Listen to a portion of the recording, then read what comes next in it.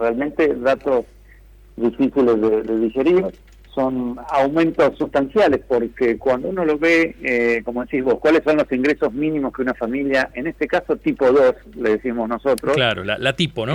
Claro, tipo 2, que está compuesta por padre, madre y 2 hijos pequeños en edad escolar, digamos una familia de 4 miembros, la canasta básica total tiene que estar superando los 38.500 pesos. Esto básicamente, ¿qué significa? Si uno tiene un ingreso superior a este nivel, entonces está por encima de la línea de pobreza, y lo que cubre son necesidades básicas alimentarias y también no alimentarias, que tiene que ver con servicios, con indumentaria y con educación, básicamente. Uh-huh. Claramente, con el correr de todo este año, este salario o este ingreso mínimo ha ido aumentando bastante, incluso en lo que fue octubre respecto a noviembre, el último mes que nosotros medimos, tuvo aumentos superiores al 5% mensual, claro, que se condicen en cierta forma con lo que nos había dado a nosotros la inflación en Bahía Blanca. Nosotros nos había arrojado un número de 5,3. Así que claramente estos tres números superan el 5% de un mes al otro y son números muy altos. Digamos, yo estaba mirando ahora la evolución desde enero de este año, y por lo menos en lo que es la canasta básica alimentaria, canasta básica total, son los números más altos del año, porque se han ubicado en otros valores, en 2%, 3, 4, pero el 5,2 y 5,7 son los más altos de este año. Le consulto, esto ya desde haciendo un poco de futurología, se habla de que a fin de mes va a caer el acuerdo que tenía la medida que había dispuesto el gobierno de Mauricio Macri de eliminar el IVA para productos de la canasta básica. Se habla de que no va a ser renovada esa medida por Alberto Fernández y que dispondrían otro mecanismo. Todo lo que no tenga que ver con frenar el aumento del costo de los alimentos va a incidir directamente en la canasta alimentaria, en estos números que ustedes están midiendo, ¿no? Y mira, yo te diría que esos famosos 13 productos a los cuales se les quitó el IVA, eran 13 productos básicos, esenciales, que al tener sus distintas características implicaba alrededor de 1.500 precios, 1.500 variedades de esos 13 productos, que sí repercuten en la canasta básica alimentaria, porque la diferencia entre la básica y la total es que la básica es, en este caso, no mencionamos el ingreso familiar debiera ser mayor de 16.000 pesos. Claro. Si fuera menor a ese valor, implica que los miembros de la familia ni siquiera pueden alimentarse. Estamos hablando de indigencia ya, en ese caso. Claro, eso sería indigencia, exactamente. 16.000 pesos. 16.000 pesos. Esto significa que esos 13 productos esenciales a los cuales se les había quitado el IVA, de reincorporar el IVA, claramente iría sobre lo que es la línea de indigencia.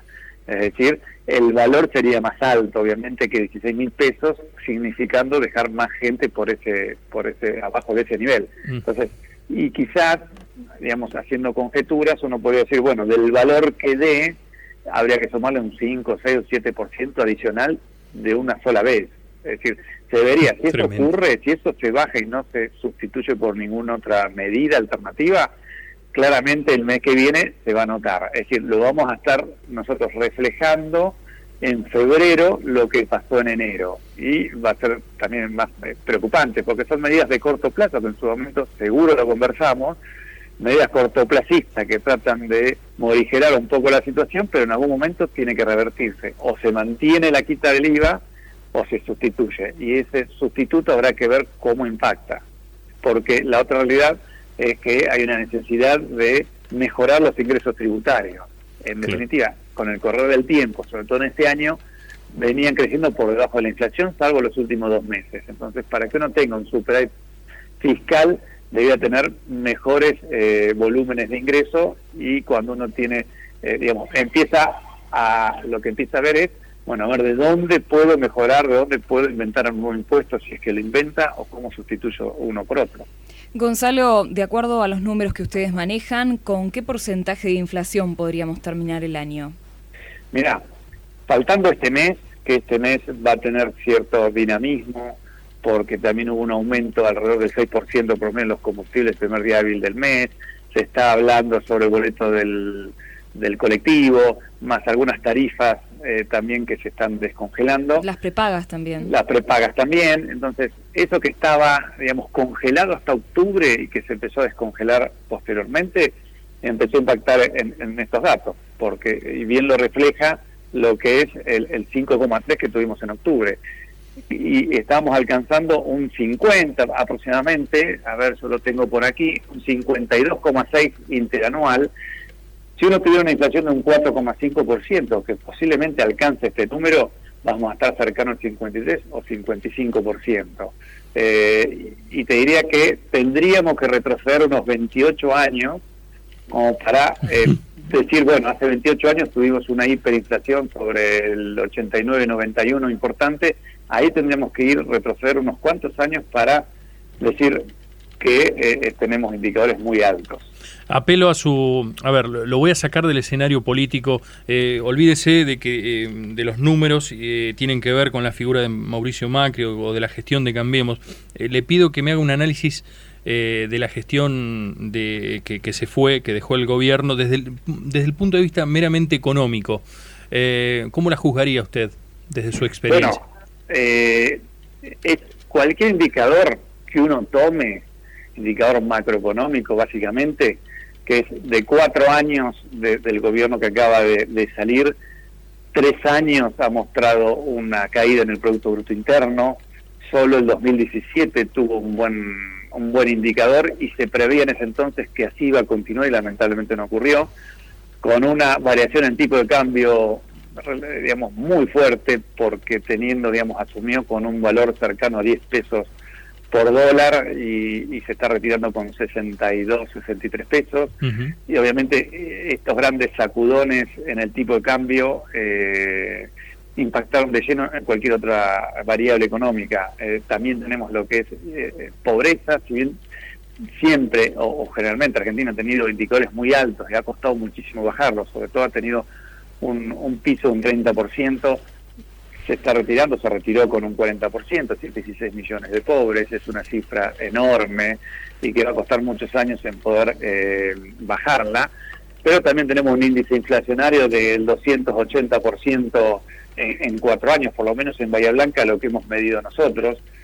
No creo que esté muy alejado lo que va a ser INDEC, con estas canastas básicas de alimento muy altas, un desorden económico en economías regionales, sectoriales, lo que es industria, con una capacidad instalada ociosa del 50%, desempleo que ha ido creciendo con el correr del tiempo, con una deuda muy abultada, una deuda que representa el 80-90% del Producto Bruto. La Argentina ha tenido mucho más. Hay países desarrollados que tienen el 150% del producto. Sí, Japón, bruto, por ejemplo. Está por encima del 100, sí. Claro, pero ¿cuál es el problema? El problema es que el aumento que casi se duplicó esa proporción con respecto al Producto Bruto Interno ocurrió en un año, o al menos en un año. Es decir, fue muy rápida, muy vertiginosa a corto plazo sus vencimientos.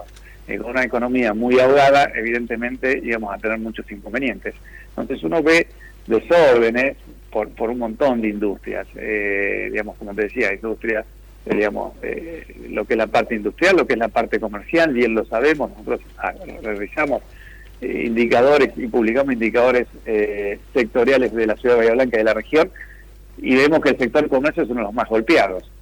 Baja rentabilidad, altos costos, alta presión impositiva, altos alquileres, poca rotación de las mercaderías, con lo cual poca plata en la calle, con unas tasas de interés, este es otro tema, con unas tasas de interés altísimas, que el motivo básicamente era que secar la plaza para que no impacte en la inflación. Sin embargo no ocurrió, pero sí el dinero no está como, uno recorre la calle y no encontrás el dinamismo en los comercios, y han cerrado muchos comercios en Argentina, muchas pymes, y un escenario donde vos mires estrictamente económico es muy complejo, y que esto se comenzó a abril del año pasado y todavía es difícil decir cuándo va a terminar. Gonzalo, de acuerdo a lo que usted sabe o conoce o ha podido ver en los últimos días, ¿qué podría decir del nuevo ministro de Economía? Bueno, a ver, por lo que he visto, se lo ve muy mesurado. Eso es interesante, digamos, lo que uno tiene que transmitir, porque cuando las cosas no empiezan a andar bien, las expectativas son las primeras que caen, y la desconfianza es la que gana terreno, la incertidumbre es la que gana terreno, y a partir de ahí se empieza un montón de acciones y decisiones de empresarios y de agentes económicos que tienden, bueno, a ver, ante la duda, ante la posibilidad de tal cuestión, de tal fracaso, es como que uno pega un freno de mano y deja de hacer lo que uno tenía pensado hacer. Ahora, cuando uno transmite inicialmente tranquilidad, digamos, valga la redundancia, transmite un mensaje de tranquilidad, de seriedad, de análisis de la situación en la cual uno está recibiendo, que no es sencilla, que es compleja, que tiene que atacar primeramente algunos frentes muy frágiles, como es la deuda y como es la relación con el fondo, porque hemos tenido 20 y pico de acuerdos con el fondo y creo que el 100% no hemos podido cumplir. Tal cual. Entonces, digamos, la situación es compleja y uno despejando la deuda en el mediano plazo va a poder mirar mejor hacia las fronteras adentro. Entonces, bueno, denota tranquilidad, mesura y no apuro justamente en mencionar cosas que después van a ser complejas de cumplir. Entonces prefiere comunicar ciertos aspectos a cuentagotas, pero bien comentados, a no acelerar y tomar decisiones que después no se van a cumplir. Así que a haber que esperar, porque hay muchas cosas para atacar y para trabajar, y lo que uno muchas veces tiene pensado en la teoría o en un papel, después en la realidad se enfrenta con otra situación.